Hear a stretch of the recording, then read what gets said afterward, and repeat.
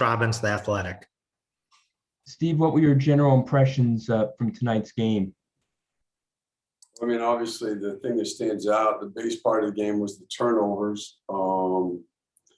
For me, before watching the film, what I just shared with the guys is, it's also, to me, a lot was play calling. My vision of what we were going to be able to run with those groups on the floor didn't work out at all. And, I let our guys, particularly at the end of the second in the second, and then early in the fourth, I just didn't have a good enough plan to help them. And, again, on the road, they're a really good defensive team. You got to have things you can go to. And we just struggled to find enough ways to play offense. Dan Savage, OrlandoMagic.com. Cliff, how challenging is that to find a ways offensively when you have, guys playing out of position and, no practice time to make a lot of those adjustments with guys playing out of position? Yeah, no, I mean, it's hard, but you know what? Like, that's what I'm in charge of, right? So all I know is, like I told them, I have to find a way to help them more. And there's things that, I can write down right now that we can do better, for Sunday. So it's different, it's challenging, but we have to do that. We can play better than that. Dan Savage.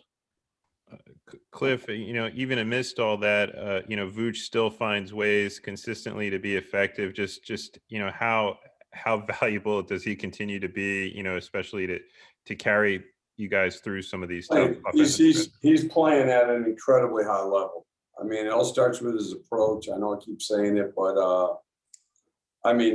we had stretches in that game where we're playing from every possession on the perimeter as a playmaker, in the post.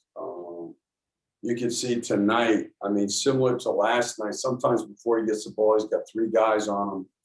And what he does, which is, what young players could learn from, he makes the right play. That's why he's such a good player. They bring two to the ball, he passes to the open man. He's got a gap, he takes it. He just has an incredible feel for how to play basketball on a high skill level. Philip Rossman Reich, Orlando Magic Daily.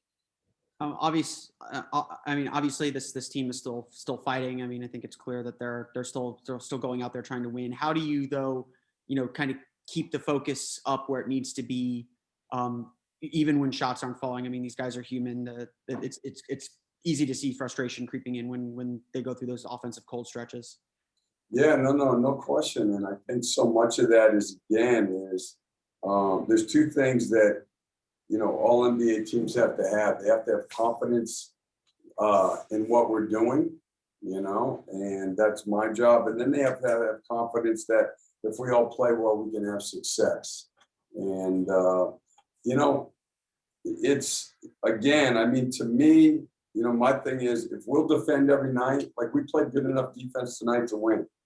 Even last night, except for the bad fouls on Jimmy Butler, that would have been a top 10 defensive game last night. You take away 5 points last night against Miami, whose offense is getting better and better.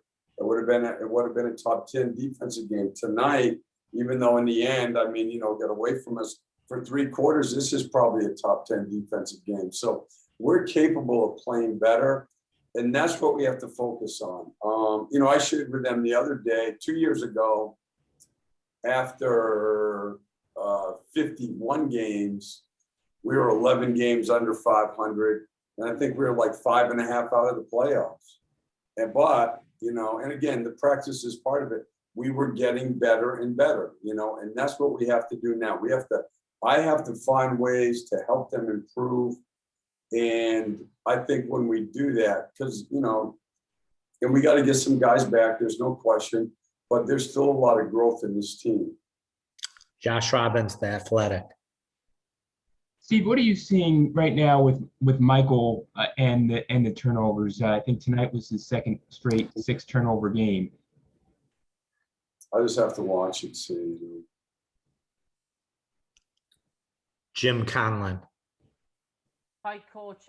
You mentioned that the injuries being out, but the first quarter was quite efficient by Orlando, and you had a good lead. And I suppose you do mention you were without Terence Ross there tonight. You were without Jonathan Isaacs, as we know, out long term as well. So the first quarter and the third quarter was quite efficient from Orlando. It was probably the second and the fourth quarter you probably have disappointed about.